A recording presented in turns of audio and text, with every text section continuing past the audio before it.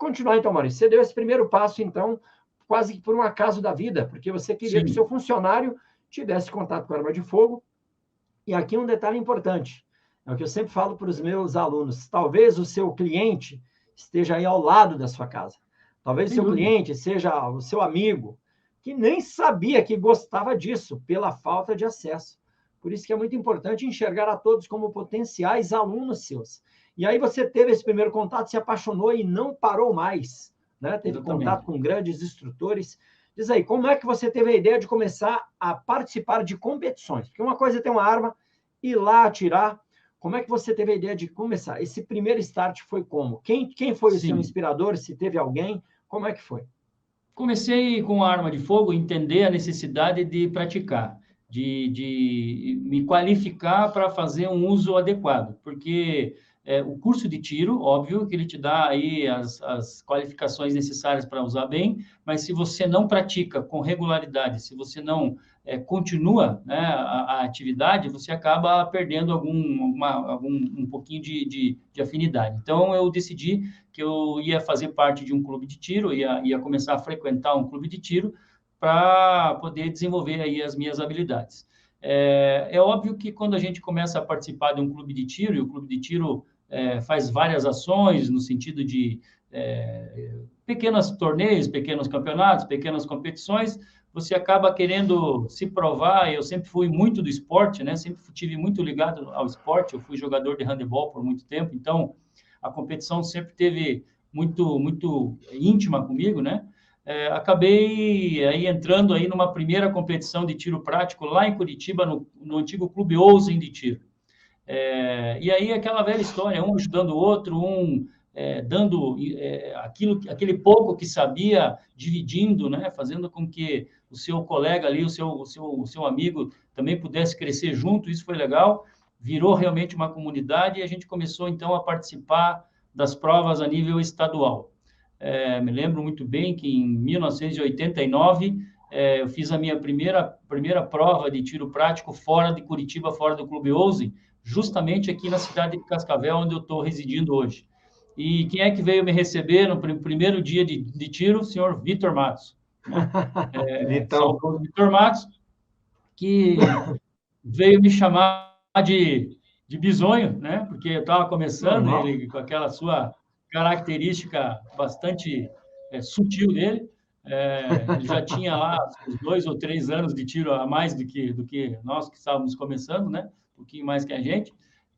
Mas ele já era marrento naquela época e já chamava a gente de bisonho. Mas ele nos recebeu muito bem, e aí a gente se encantou aí pelas provas do tiro.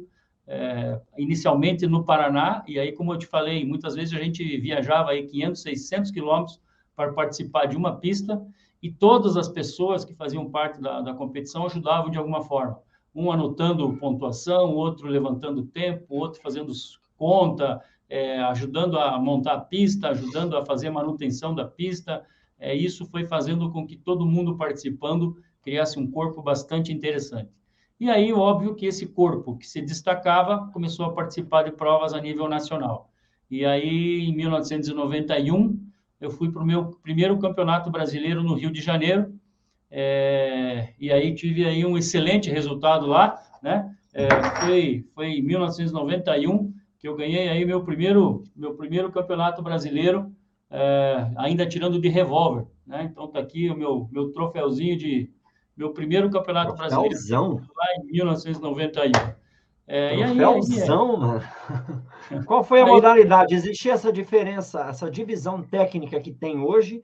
Quais eram as modalidades à época? Como é que funcionava? Sim, já existia a divisão, as divisões, né, que antigamente não se chamavam de divisões, se chamavam de classes, né? Então tinha o revólver, era separado, as pistolas do tipo standard, as pistolas do tipo open, onde as armas podem ser modificadas, etc., né? Então já existia uma divisão de categorias, né?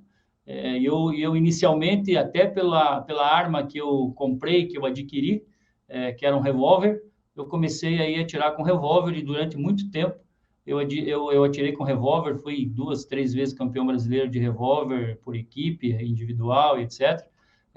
E como eu sempre falo, tive a sorte de começar pelo revólver, porque o revólver é o professor das armas também. Então, aprendendo a atirar de revólver, eu acabei aprendendo a atirar basicamente com qualquer arma. E aí, desenvolvendo as técnicas que hoje a gente até aplica no nosso curso do instrutor de armamento e tiro, coisas que talvez poucas pessoas pratiquem, né? Preparação de gatilho, essas coisas que a gente lá já começou a desenvolver, baseado em coisas que a gente via que dava certo, né? Aí a gente foi crescendo e foi partindo para outras modalidades. Depois eu passei para a pistola standard, onde eu fui campeão brasileiro também, por equipes, fazendo parte aí de outros grupos, e cheguei na pistola open, onde também tive excelentes resultados. Muito legal. Veja que houve, então, uma evolução, né? Isso que a gente percebe, mas com muito custo. Hoje em dia a informação está muito mais acessível, Sim, a informação está muito mais fácil, o acesso à arma está mais complicado, porque nós tivemos aí o Estatuto de Desarmamento que dificultou bastante. Sim. Mas o acesso à informação está muito mais fácil hoje em dia. Antigamente era meio no facão, né? Quem foi que te inspirou no revólver? Quem você acredita aí? A gente sempre tem alguém, né, que nós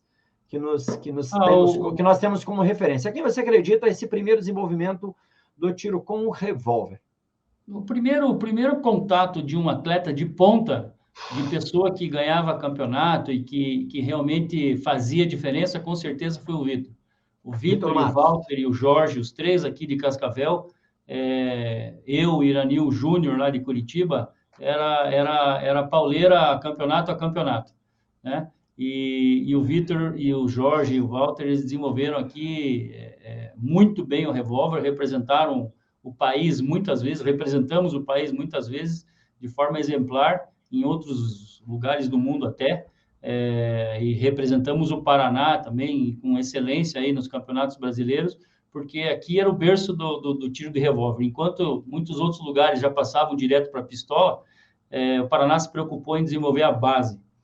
Depois o Vitor passou para a pistola, todo mundo foi progredindo, mas pelo fato de a gente ter esse primeiro contato com o revólver, isso nos fez ter uma possibilidade extremamente interessante de poder desenvolver com qualquer arma. Então, meu primeiro, vamos dizer assim, a primeira pessoa que eu me espelhei, com certeza, foi o Vitor, e a nível internacional, o Jerry McCulloch, que até hoje, né, o gatilho mais rápido do mundo aí, nas competições, é o cara que a gente ia atrás, seguia, e aonde o cara ia, a gente ia atrás, nas oportunidades que eu e o Vitor tivemos de estar junto com ele, acabamos virando até, de certa forma, amigos, né?